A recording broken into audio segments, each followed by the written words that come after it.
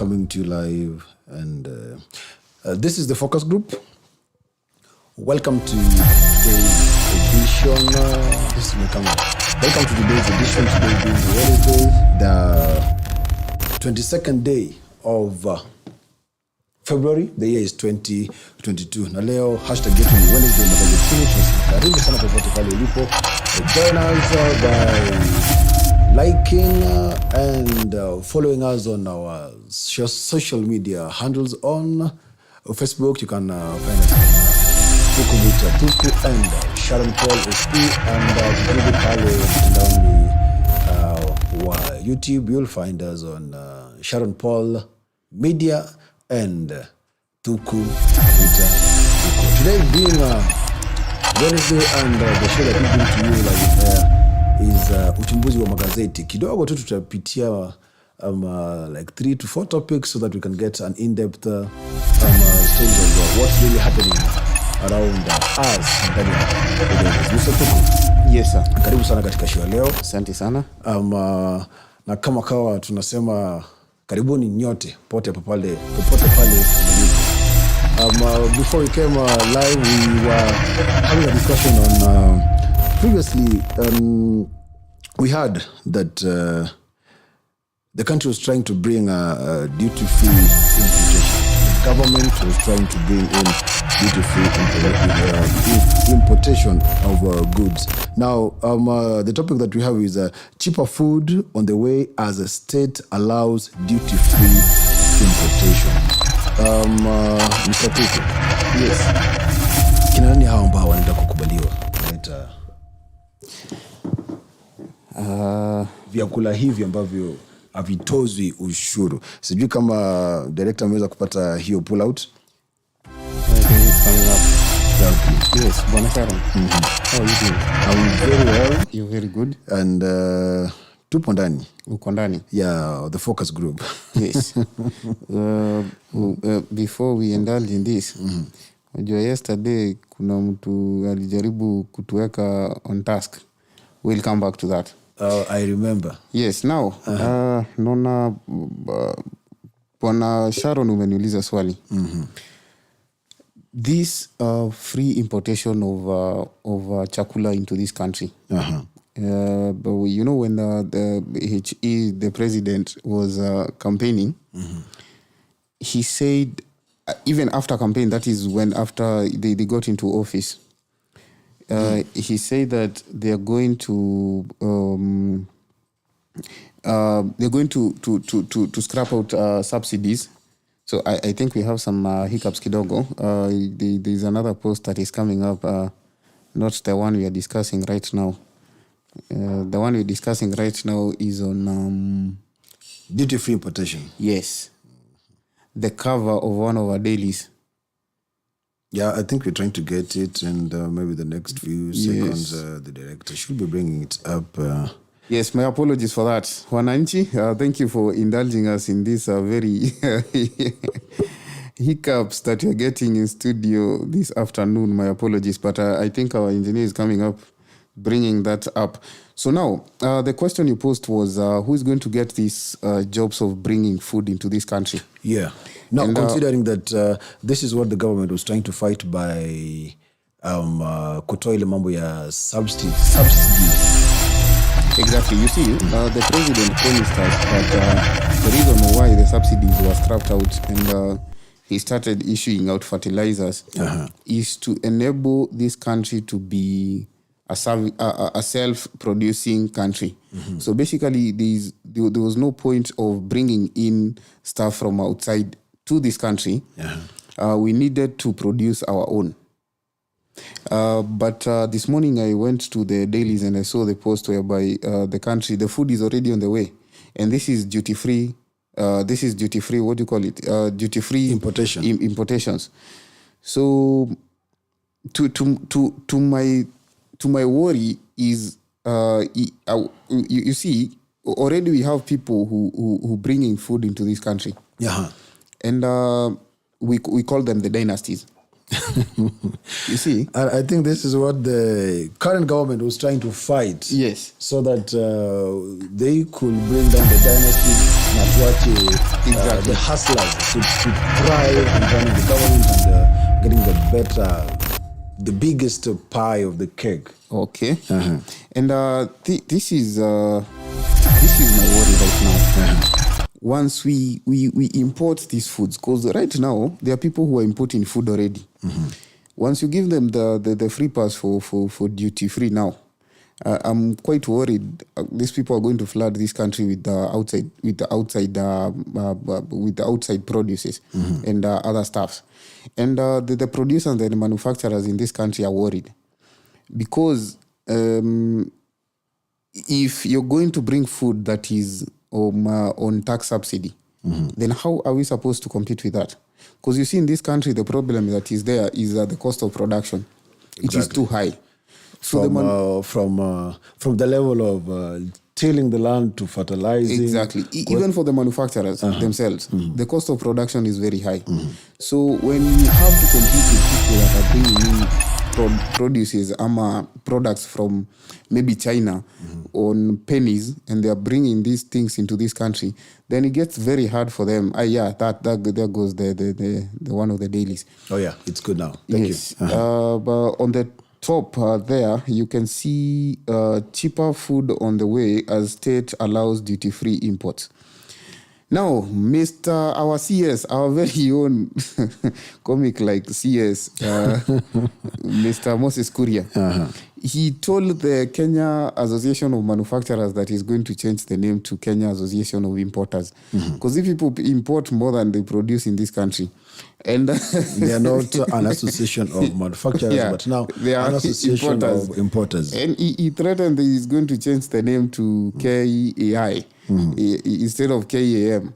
Kenya Association of Manufacturers, as it is right now. It's right now, yes, but he wants to change it to Kenya Association of Importers. Because we import more than we manufacture than we produce. Yes. It was a light threat from our very own, very humorous CS.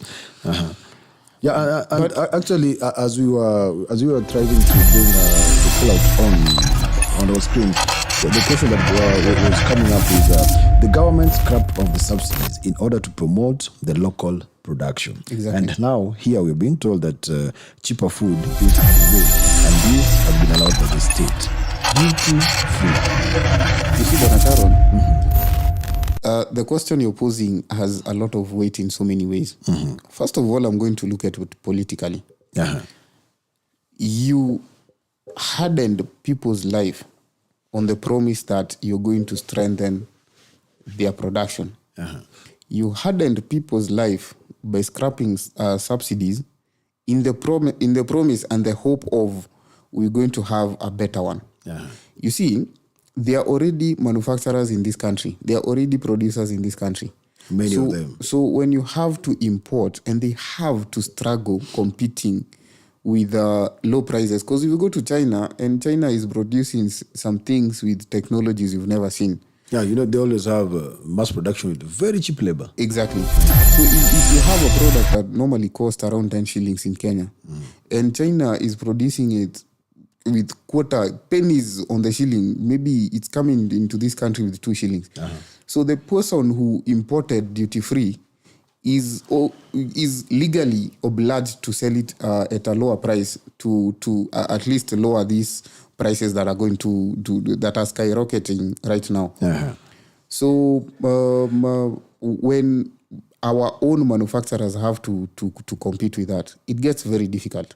Yeah, and I think I remember just before we came on air, you were given an example of a commodity that has been imported from a foreign country. Yes. When it comes to Kenya, it will be retailing at let me say at around 2 shillings. Exactly. Per item. Exactly. And then we have the same commodity that has been produced, manufactured here in Kenya.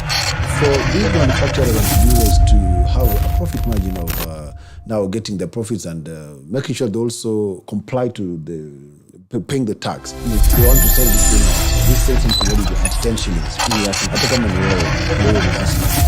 najua wewe nini you invested, walikuwa nasema I'm a shareholder. You are a Yes. I'm a shareholder. wewe ni shareholder. Hata kama wewe ni shareholder. Now you're going to the supermarket. Any person is not a shareholder here is you. I'm a shareholder, but a minority shareholder. Not even a minority. You have to wait for us to. Mimi nangoja mvune. Ukishavuna ile tabaki. And you know, the remaining stumbles ya chakula pale chini inakuanga tamu zaidi. Manake nyuma umekimbilia top layer kule ni mafuta tu, lakini the real nutrients ya chakula inakuwa pale kwa chini. No friend inaonyesha sana nutrients. Unaona lakini mkuu. So what I'm bringing to you is the same commodity has been imported and retailing at 2 shillings. Yes. The same commodity produced, manufactured, and now being sold locally at 10 shillings. Even if you are a shareholder, Yes. Hustler, you're a hustler nation, utaendea gani? I will go for the cheaper commodity. Exactly. But you see, we have very cunning people in this country. There are people who are going to get duty-free importation of products into this country. The dynasties now that you are fighting are the only people who can afford to go outside and bring food, but bring products into this country. Because they have the financial muscles. Yes, we'll come to that later. So now, when these products, let me not scale it down to food. When these products get into this country, you know, these people who can afford to go outside and bring things into this country are not the retailers. These are the wholesalers. These are the people that are going to distribute to people who are going out to distribute to the consumers. You get? Yeah, I get. So you have someone who can afford to bring in 10 containers in this country. Once they get these containers in this country, duty-free. So they bought these products pennies on what they normally buy them for. Then they have a way of getting them into this country without paying any extra amount. So a commodity they were selling at 10 shillings, they should be obliged to sell it for 4 shillings. But they are not going to do that. You know why? Tell me. People already know food is skyrocketing right now. So if you're going to bring cooking oil into this country, do you expect me as Duncan to bring food into this country and then sell them for pennies? Well, as I know, I'm going to fetch more. It's only that there's a door that has been opened for me to make more profits. Most definitely. Not forgetting, Mr. Sharon, the same people we moved outside, what did you call them? We used to call them what? The dynasty. Dynasties, exactly. Are the only people who can afford to go outside and import and in bulk. Import food. Yeah, and you just mentioned the oil manufacturers. How about there was some unrest by the association that I think governs them. That one, they are going to quit. Okay. Because now the playing field is very unfair. Because using this same avenue of duty-free importation, there is somebody who has been given the leeway to import a lot of petroleum products. Sasa wewe una import, unataka kupigia Elianto kilo 5 at shilingi 500, lakini ambaye amefanya local production hapa 5 liters alikuwa anatuuzia shilingi 2500. Wewe utaenda gani? Si 500. Let me ask you a question, Sharon. Yes, please. In this race that we started, called the have and the have-nots, that is the dynasties and the hustlers. Yeah. The only person who's going to win is the dynasty. Trust me. Most definitely, because they have the financial muscle. The people we pushed out in the name of dynasty are the people who own these factories. Let's put in examples the cooking oil, the petroleum products now. The Akina cooking oil. These are the only people who can afford to set up factories. You understand? Yeah, I get you. These are the only people who can afford to go outside and import in masses enough. You see, as much as you see there is a duty-free importation, certain people are going to get that job. Yeah. And the government is going to look at the only people who can afford, with financial muscles, to bring enough products to be distributed to each and every Kenyan. We are 50 plus million people. You understand? I get you. So Sharon, who can only afford a liter of liquid oil in his house, na ikiisha lazima iweko hivi kwa moto ndio itoe yenye iko chini, will not get that job. Actually, it's not even just squeezy. Unaenda unapimiwa according to how much you want. So we have the dispensers, the oil ATMs, kama ile maziwa ATM. Yes. Yeah. So you'll go, not even that you can afford the 1 liter, yes, but you'll go like today, nimeshiwa na mafuta, I want to buy a shilingi 200. Okay. Yeah. Yeah, I was narrowing it down to now that level of a hustler. Now I was listening to you, collecting data to know where to social class you. Wewe ni C1 hapo chini kidogo. But that's fine. But you get my point. You get my point. So, the dynasties, as we call them, are the only people benefiting right now. They're the only people reaping. Yeah, because if the playing field has been left open to everybody. Yes. Me as SME holder, I have a small enterprise that na tumia kujikimu kimaisha. And then we've been told that now you can import duty free. I don't have the financial capacity to go to hizi inchi za ng'ambo, yes, to import any commodity to bring and sell even at a wholesale or a retail level. But now the people who are going to take advantage of this, right, however much we were fighting to bring them out, still the dynasties. Yes, I was going to cut you short, like I wanted you to finish the statement fast. With nobody will offer to give you the opportunity to pay. Leave alone you thinking it can only play in your head. Now you know. Yes, so, we will be told that duty-free importation is there. Yes. And then as the headline goes, yes, cheaper food on the way as state allows, yes, duty-free importation. Yes, they have allowed. But for you to apply mpaka upatiwe hiyo kandarasi, you need to be a dynasty. Let's put it in plain. You need to be a who and who. Exactly. You see, Sharon, I'll give you an example. Within the social class that we have, yes, you will see someone who's maybe capable of importing a few thousand liters. You get? Yeah. Someone who's capable of maybe coming up with 10 million Kenya shillings.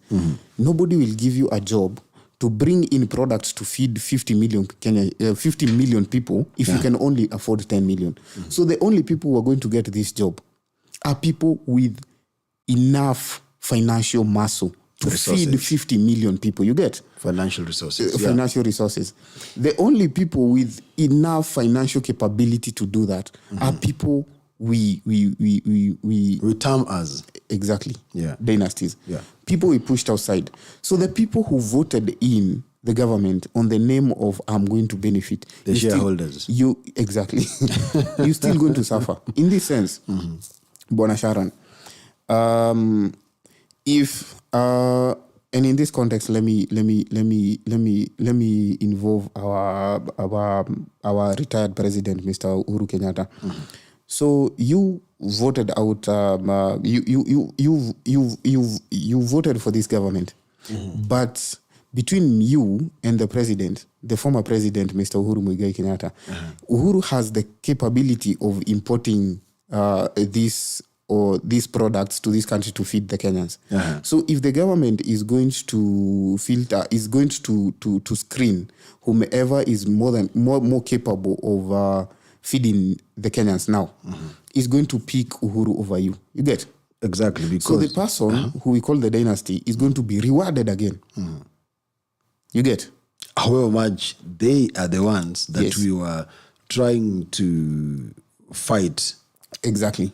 To get out of the market. The second point I'm coming to now, the factories in this country who already produce the oils, sindio?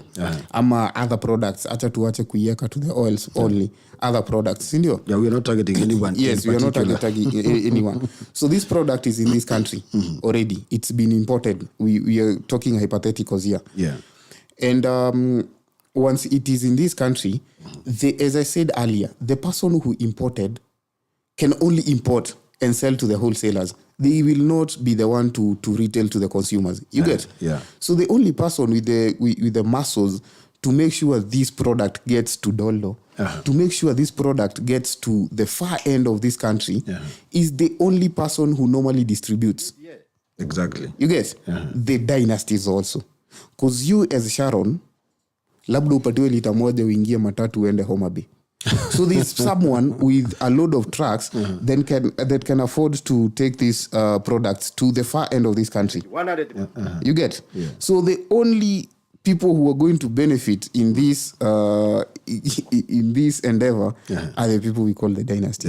So there is no way around that any hustler. The hustler will only consume that whatever will be brought. And to bring you again to the same topic, there's a soundbite that I came across. Let me try to listen and get to hear what this guy. He was featured some time back during elections. He's a very staunch supporter of His Excellency Dr. William Samuel Ruto. Mr. Cosmos. Yeah, Mr. Cosmos. You know him. I think he's in the US. we are the GOTY team, so we know each other. So I think he was arguing, just as we are basing our argument as well. However much this duty-free importation is going to take place, it is still not the hustlers. The hustlerization who are going to benefit. It is the who's and the who's, as you call them, the haves who are going to benefit. Let me try and see if we can get him. Hata kukushinda miaka. Hapana. Maasoras. Watu. Kulisako kwa se hata kukushinda miaka. Hapana. Maybe you started from from the top, so we can listen. Hapa nje maasora hawasikii vizuri na wewe. Yeah, actually that's what I want. Mtu asikudanganye. Ninapata inbox kama 1000. Kwa mtandao hapa vitu vimenuka. Maasora sana tukianzia Nyamutio kama mawakala nchini. Wale vijana ambao walisaidia wewe kabisa kwa mtandao. Wengi wamemaliza university. Wanasikia uchungu sana.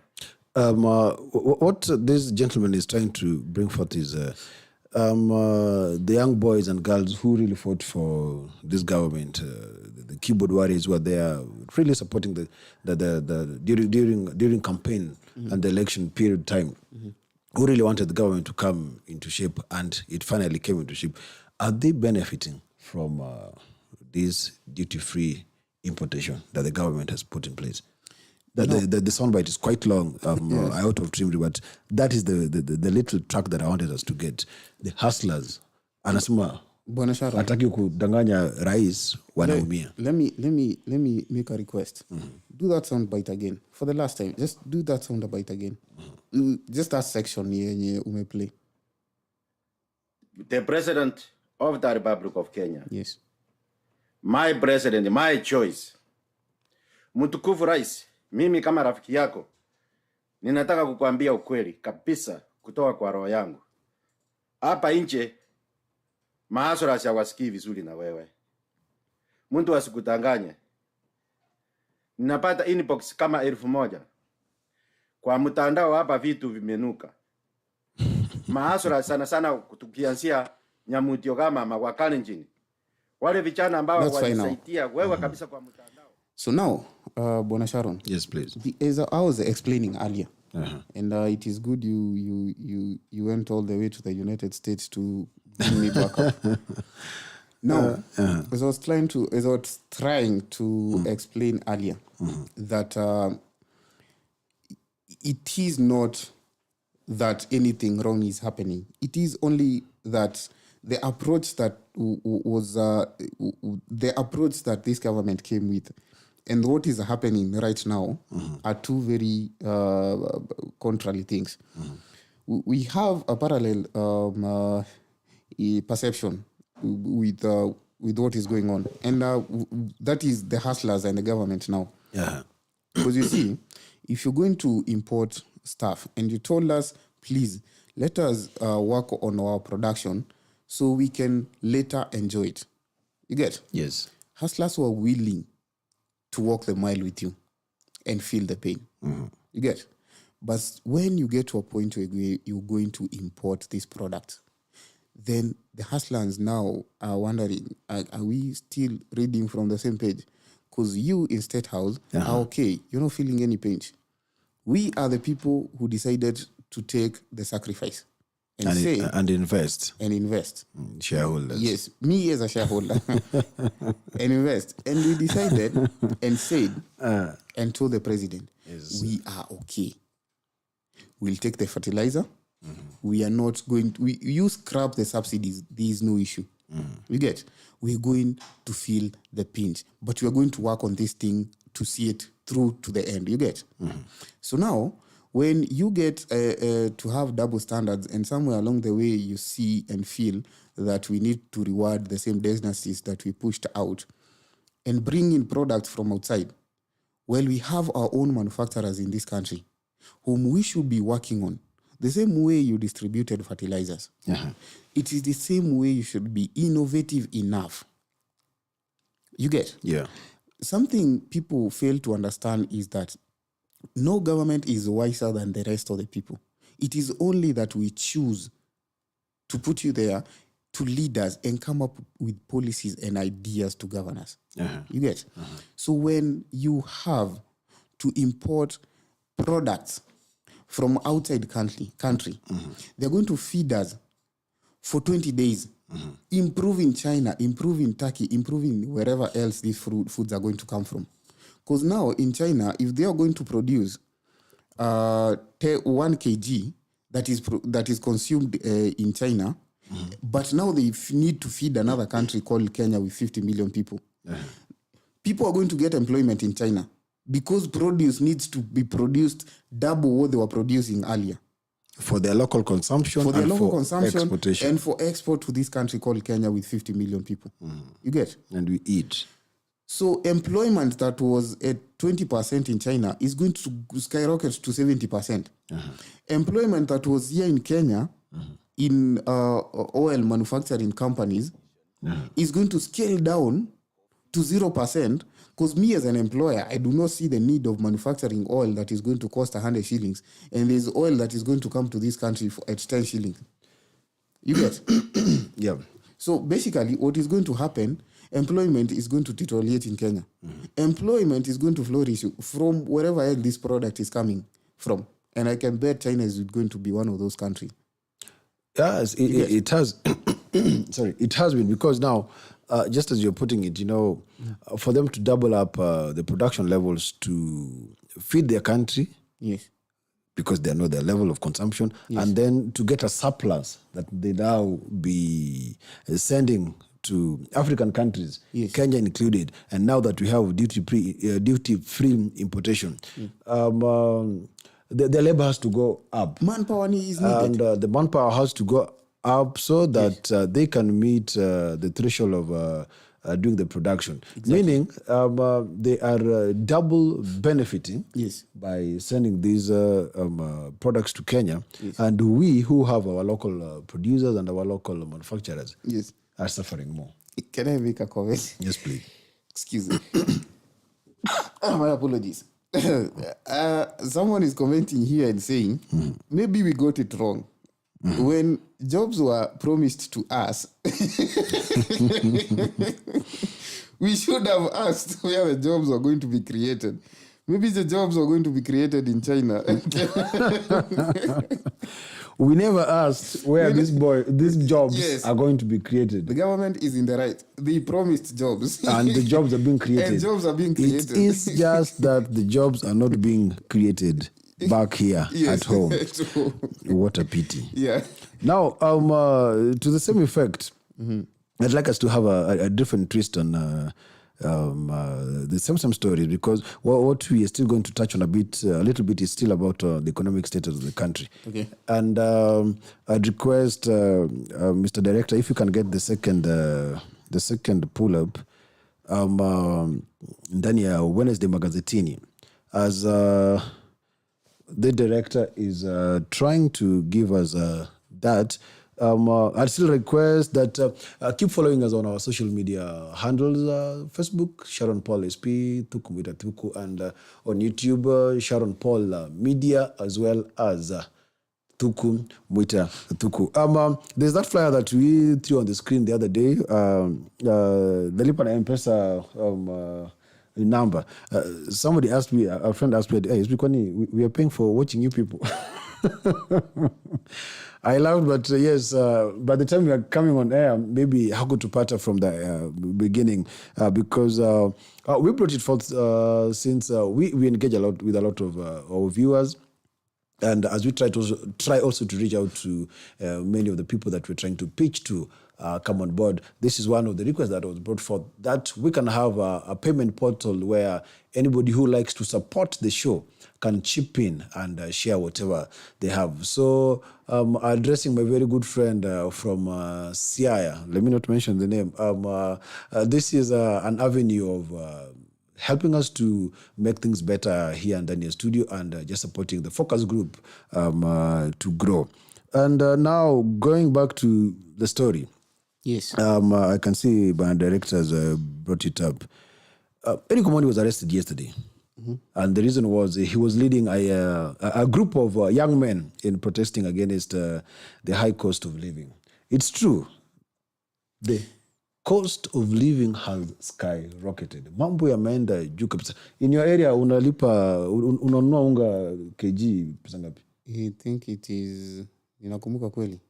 Iko 200 na kitu. Au nini? Au ndangi sokoni. And now just to bring it in a nutshell, Eric Omondi's plea was the government to try and bring down mambo na bei ya unga, and still commenting on mambos to do with the economic status of the country, the taxes. The cost of living is skyrocketing. Now, even Millers the other day announced that we brace ourselves for higher costs of the very basic commodity. Exactly. Unga. Now, I was watching Eric Omondi. Mm-hmm. I actually watched him throughout the whole process. Mm-hmm. It is only that Eric Omondi has a humor that is not, it is not relatable to many. But on this particular issue, you need to understand where Eric Omondi is coming from. Yeah. Much as people are saying he's in business doing this, what you do not understand, there's you remember the post I told you to read? Yeah. Where when you're in search of, you also need to enjoy here. Yeah. When you're in search of the heavens, yes, just make sure you also enjoy it down here on earth. Exactly. So not everybody will have the guts to do what Eric Omondi did. So if he makes a bit of cash out of it, well and good. It is his pay for the day. You understand? I can see also somebody asking that kwani Eric Omondi ana chase clout ama ni vipi? It does not care. It does not matter if he's chasing clout or not. You see, the people who are giving him content is the government. Yeah. If the government was trying hard enough to do their work, then Eric Omondi wouldn't have content. He would be stripping or wearing women's clothes or something else like he normally does. But now he's getting content out of what the government is feeding him.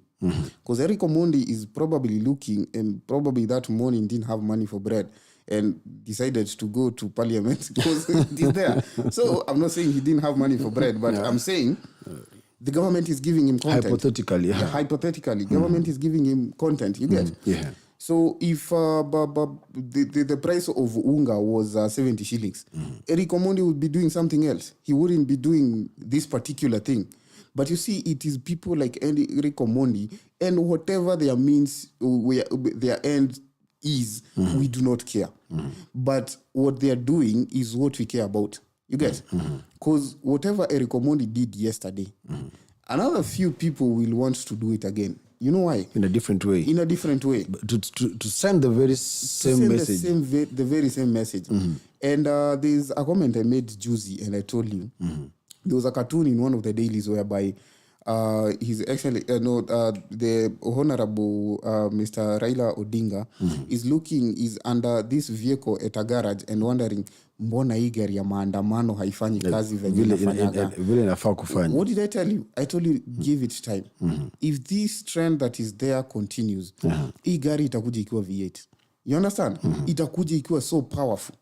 You get. So what we saw yesterday with Eric Omondi is one aspect of what we are likely to be seeing in the coming years. If what the millers are saying that we should embrace ourselves for harder times, we should also embrace ourselves for disruptions in town. Whatever we saw yesterday.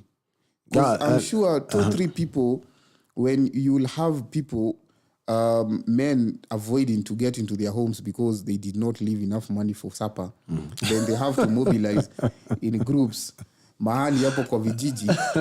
That is where people think, hey, maybe we should be joining Raila in these demonstrations. You get? Yeah. That is how this vehicle is going to get powerful.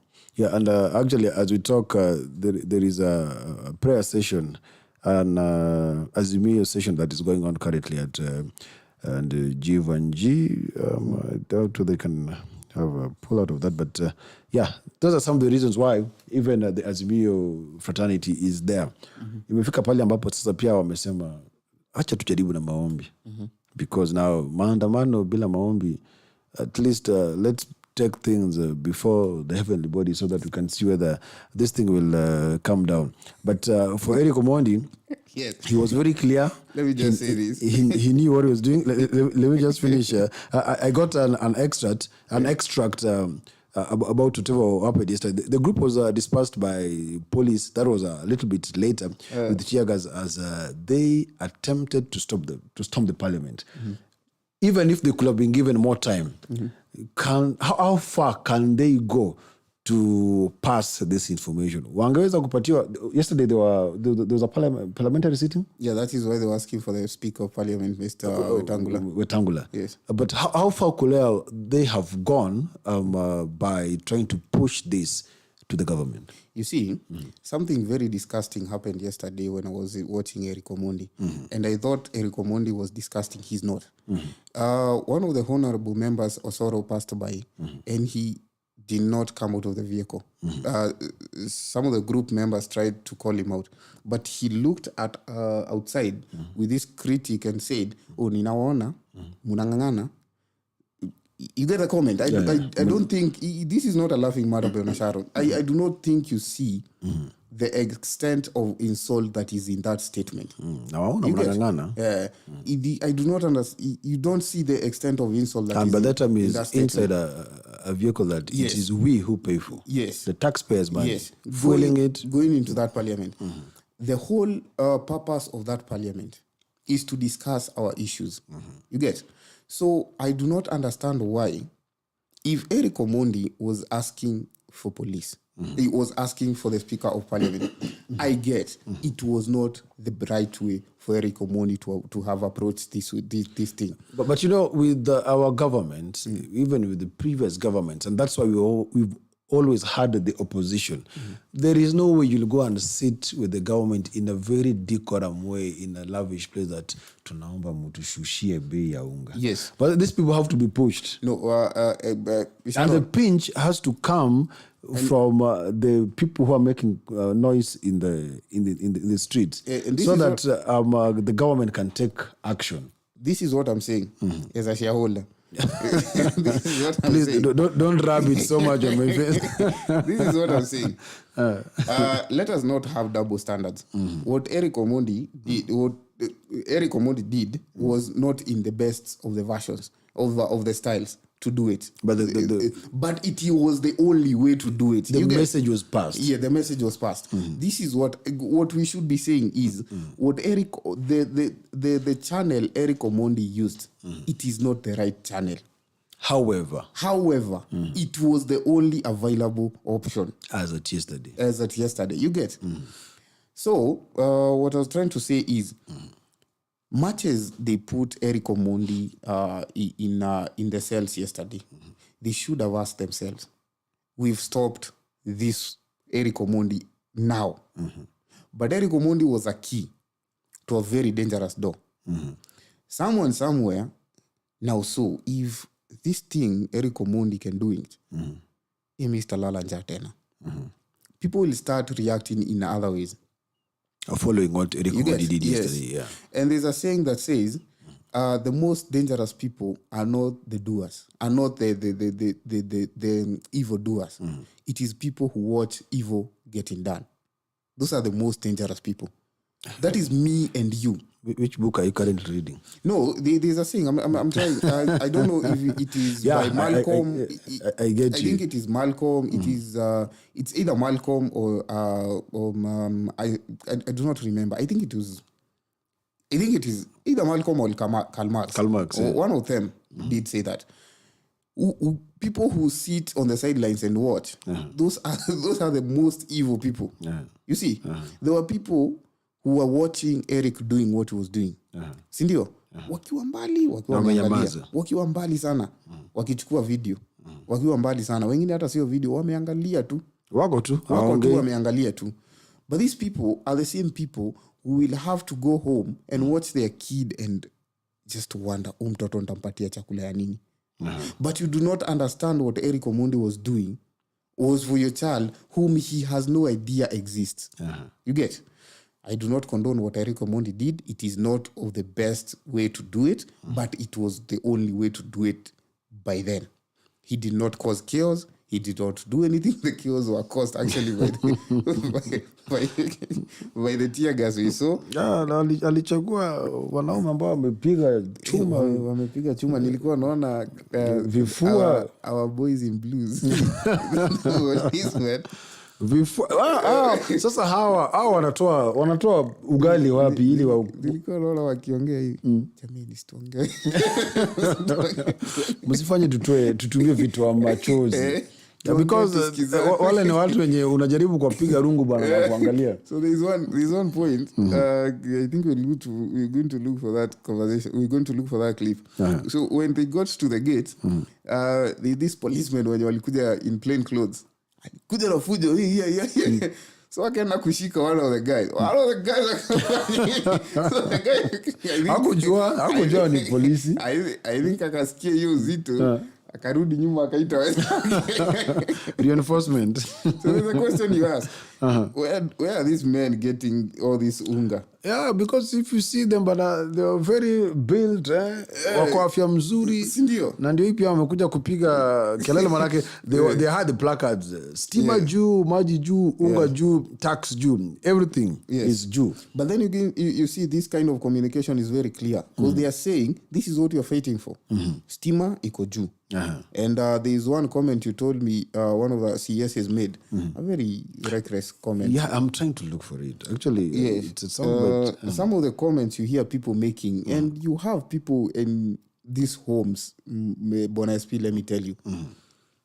You have people in these homes, even in the shareholders' homes, people who are suffering, people who are really suffering, Mr. Sharon.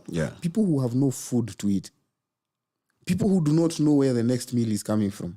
So when you hear some of these comments from these politicians, it really gets to you. And that is why you're going to see most of these tabias like Eric Omondi. It is going to come to the increase. Because people are wondering if you as a CS can talk like this. Na mimi ndio nilitokea na fujo nikuchague uingie. Ukaniambia niondoe dynasty alafu wewe sasa ndio una act more out of behavior even more than the dynasty now. You get? I get you. Because you know what is currently happening is it's like a bottle that is under a lot of pressure. Yes. Now, whatever the content in this bottle really wants to come out, but hakuna tu vile the content can come out. What Eric Omondi did was just that pinhole, pilot hole. Ni kudunga tu alidunga. Kudunga tu alidunga. Inatoka tu pole pole. Pole, lakini itafika mahali itapomoka kabisa sasa. Italipuka zaidi. Yes. And just before I forget, though, I can't paraphrase it as exact as he placed it, but he was on one of the media houses the other night. Akasema, I mean, if you can load your telephone for 1,000 shillings, unapiga simu vizuri sana. Mbona usilipe stima ya 1,000 bob? Mbona ukiona stima imepanda juu unapiga kelele? So I was trying to see, because there are those very basic commodities that we must have in our homes. Stima, maji, unaona.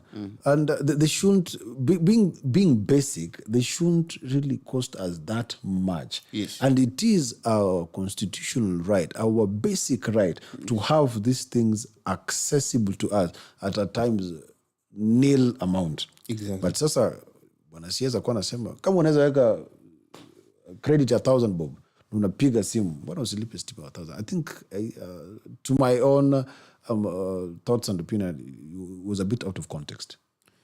Not a bit. It was way out of... Way out of context. Not even out of context. Way out of good behavior. You get? Way out of speaking to a hustler. Because now, I see now the people we fought for as our hustlers, now they've crossed over to the other direction. They have forgotten. They have not forgotten. They just... maybe waliingia kwa mafuta wakasikia ikiwa tamu kidogo. Akasema watu wacha wakula kule kashida. Yeah, ukionja top. Yes. Way back in high school tulikuwa naita topola. Ukionja top bana. Someone is telling me vile ulisema bwana the Honorable Raila ameamua kujaribu maombi na demonstration. Sio maombi, anatafuta mvua ndio ile tia gasisi kule sana. Wachane na baba bana. Baba is the official opposition leader, so he'll do anything to keep this government in check, you see. In check. Yeah, because sasa pia aliona kila kitu watu wanafanya ni maombi. Kuna song inaenda ni maombi nani Nidia anaitwa nani Mukami alimba song fulani hapo ni maombi tu, kila kitu ni maombi tu. Kumbe unajua hizo ngoma. So pia wameona kidogo wamepiga ni the rallies pale Jacaranda, wakarudi nilikuwa Jacaranda na wapi kule Kamkunji wakaenda Kisii, Nyamira. Yes. Kidogo wakaingia maeneo ya Gatuzi la Homa Bay. Sasa wamerudi jijini. Yes. And kama maombi inaweza saidia hii mambo, mbona nasi pia tusiende chini katika magoti yetu tuweze kufanya sala mambo yabadilike. But still on maombi, this was on a light note, but it was outside there. Niliona kama Sonko anasema kama the chosen prophet of God, prophet of word, anataka kueleza watu ya kwamba ni ukweli anaponya vilema na wagonjwa.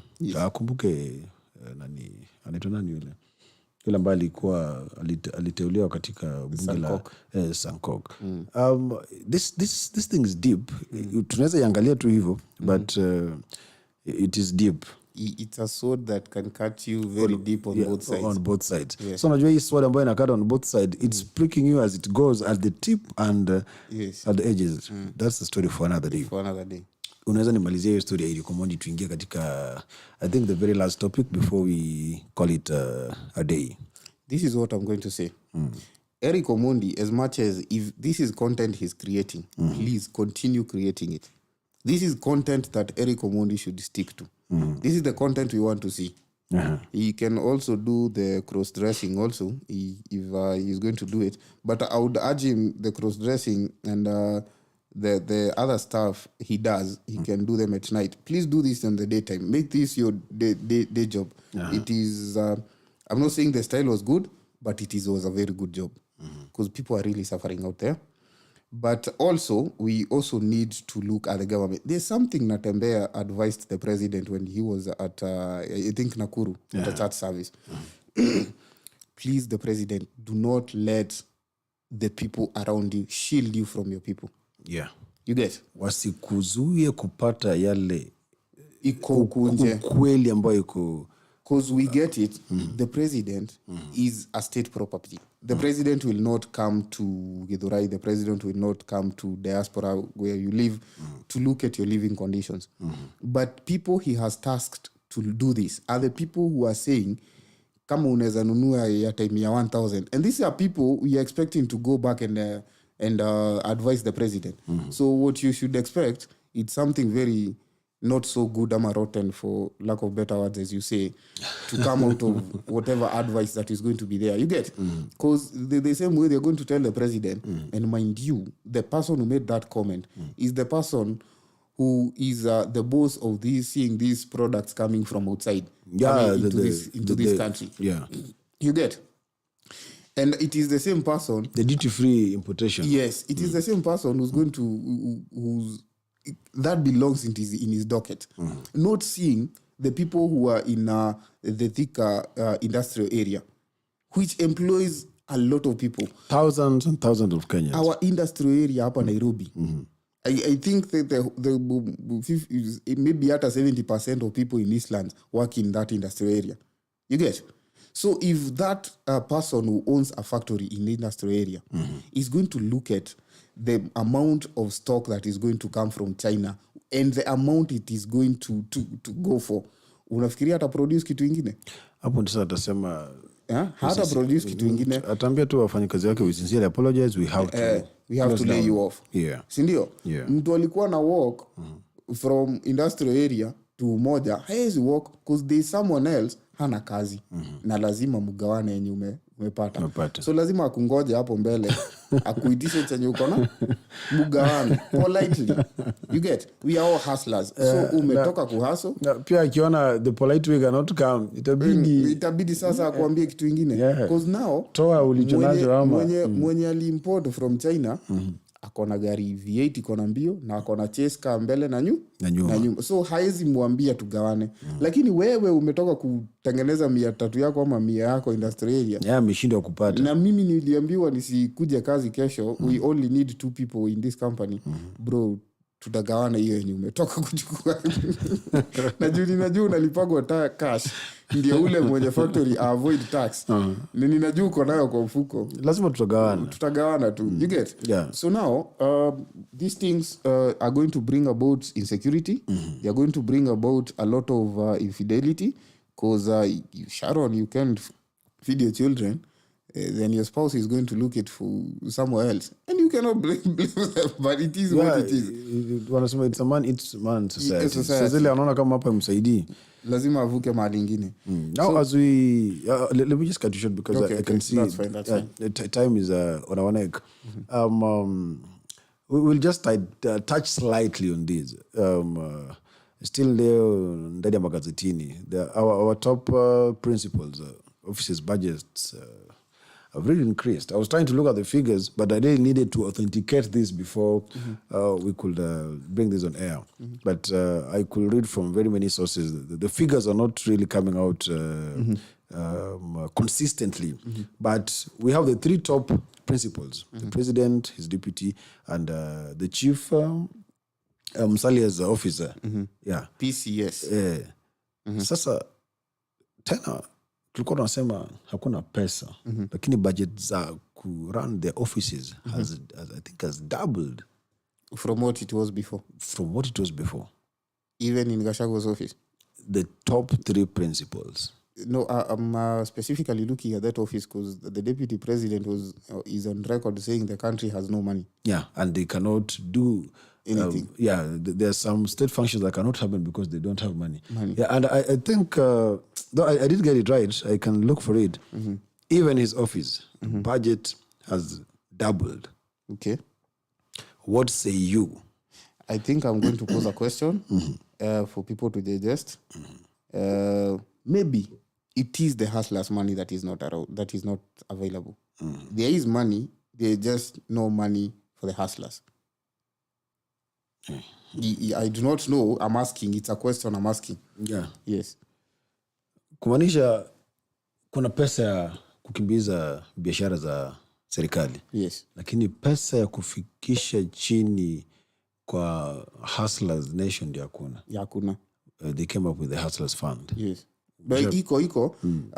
And to be fair, even the non-shareholders like you got the Hustler Fund. See, why must you keep reminding me I'm not a shareholder? What are you giving the president? What do you call Panya? Oh yeah, yo. We are loyal to. You gave the president Oyeyo, and you see, but you got the same. What do you call it? Hustler Fund limit as me. We are being fair. But even if they were trying to look at the limits, they weren't looking at now this is Otieno Onyango who is applying for this Hustler Fund, or Njoroge Maina who is looking for this Hustler Fund. They are looking at your financial, it's called what? Your credit, how do you call it? Record, I'm a score. Yeah, your credit score. Yes. Yeah, I wanted that. They're looking at your credit score. For you to get the Hustler Fund, the inflow and outflow of cash that you have. Huyu pesa ngapi inaingia, ina retain, ngapi inatoka. So for me and you to be given the same credit limit, ndani ya Hustler Fund, tuko same social class bwana. Maybe yangu inapanda. You never know. Unless sasa tuambiwe turegister na majina yetu, majina ya wazazi. Unajua ukiandika hapo tuko umuita bwana na mimi nikuja na Otieno Onyango. Non-shareholder. Na bwana non-shareholder. Hapa watasema huyu akule nje. Kasho waka. Na hivyo tu ndio takuwa ni macho nje. I was talking to someone from Homa Bay last night, and he told me, bwana, hii Kenya sisi na shareholders tulipagwa kila jioni. Hakuna ama Saturday. Hakuna kasho leo ne bara ulipoa. Pesa imepotea kupotea. Yulipoa mwisho wa mwezi ama anangoja dividends. Kasho laborers wanalipagwa kila jioni. Unamalizana. So pesa yetu ikujaga kila jioni. But you see how much we are trying to look at the financial situation, the economic the economic status of the country. Yes. Pesa hakuna, tunaambiwa pesa hakuna, the living standards are going so high. Yes. But now when you look at how the president, his deputy, and Musali's office are being run, yes, the money is there in terms of millions toward billions. Exactly. Wanasema the operation costs have gone high. Okay. Pesa iko lakini umesema haitiririki chini. No, it's a question I posed. Is there money, or is there money? Do they mean there is no money for hustlers? Because money is there, obviously. We can see it being spent in some of the functions. Is it just that there is no money for the hustlers? As we go to the prayers and wrap this up. As we go to the prayers and we wrap up, thank you very much, ladies and gentlemen, for keeping us company. We would like to reach out. Nimona hapo tulikuwa na Millicent Biwot all the way from Kabartonjo. Chambage missing. Ulisema tutuletea mursik lakini sijiona kama imefika. And kama kawaida, our usual culprits, we can't forget mentioning your names. Bwana Felix Mondi, popote pale ulipo tunasema shukran sana.